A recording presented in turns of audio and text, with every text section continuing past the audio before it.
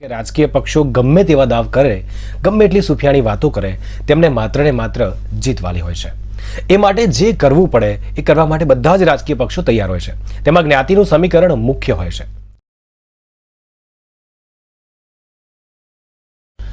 નમસ્કાર, દીવાદાંડીમાં હું પરેશ લિંબાચી આપનું સ્વાગત કરું છું.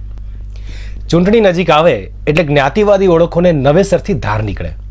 આ વખતની ચૂંટણીમાં સત્તાધારી ભાજપની સામે ઊભે થયેલા પડકારોની પ્રાથમિક ઓળખ જ્ઞાતિ આધારિત છે. તેના લીધે સોશિયલ મીડિયા પર અને તેની બહાર વારંવાર એવું શાણપણ સાંભળવા મળે છે કે જ્ઞાતિવાદને એવું બધું ખોટું કહેવાય. જ્ઞાતિવાદી રાજકારણનો વિરોધ આપણે સૌએ કરવો જોઈએ. આવું કહેનારા મુખ્યત્વે બે પ્રકારના હોય છે. એક એવા કે જેમને ભાજપ સામેના કોઈ પણ પડકાર સામે વાંધો પડે છે. તેમની વફાદારી કે તેમનો ઝુકાવ સત્તાધારી પક્ષ તરફ છે. આ લાગણીને સૈદ્ધાંતિક સ્વરૂપ આપીને તેને વધુ સ્વીકૃત બનાવવા તે જ્ઞાતિવાદના વિરોધનું ઓઠું રચે છે. બીજા એવા લોકો છે જે રેતીમાં માથું ખોસીને આસપાસની વાસ્તવિકતાને નજરઅંદાજ કરીને હવામાં આદર્શવાદના ઉપદેશ આપે છે. આ લોકો માને છે કે તેમના ઇનકારથી વાસ્તવિકતા બદલાઈ જશે. ચાહે તે વાસ્તવિકતા જ્ઞાતિ આધારિત ભેદભાવો વિશેની હોય કે રાજકીય પક્ષોની દાનત વિશેની. એમ તો ત્રીજો એક પ્રકાર છે તે જ્ઞાતિ આધારિત ભેદભાવને રાજકીયને બદલે સામાજિક સમસ્યા ગણાવે છે અને ચૂંટણી સિવાય પણ જ્ઞાતિ આધારિત ભેદભાવ વિશે ધ્યાન દોરતો રહે છે, પરંતુ તેમની વાતને અવગણવામાં આવે છે અથવા ચોર કોઠવાળને દંડે તે પ્રમાણે તેમની પર એવો આરોપ થાય છે કે તમે તો આવી વાતો કરો છો એટલે જ જ્ઞાતિવાદ વધે છે. બાકી લોકો તો આ બધું ક્યારનાય ભૂલી ચૂક્યા છે.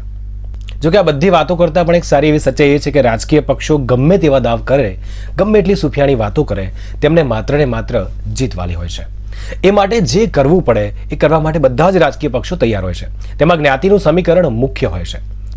સેક્યુલરિઝમની કે હિન્દુત્વની વાત કરનારાને ઉમેદવાર પસંદ કરવાના આવે ત્યારે એમાં જે હિસાબો મંડાય છે એમાં મુખ્યત્વે જ્ઞાતિ ગણિત હોય છે. અને એમાંય સૌથી સારા એવા પાવરધા વ્યૂહબાજોને તો ચાણક્યનું બિરુદ આપવામાં આવે છે.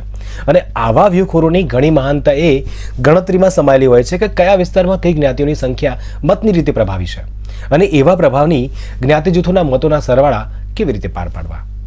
અને એ દોષનો બધો જ ટોપલો રાજનેતાઓના માથે ઢોળી નહીં શકાય, કેમ કે તેમનું જ્ઞાતિવાદી રાજકારણ મહદઅંશે આપણી જ જ્ઞાતિવાદી માનસિકતાનું પ્રતિબિંબ કમ પરિણામ હશે.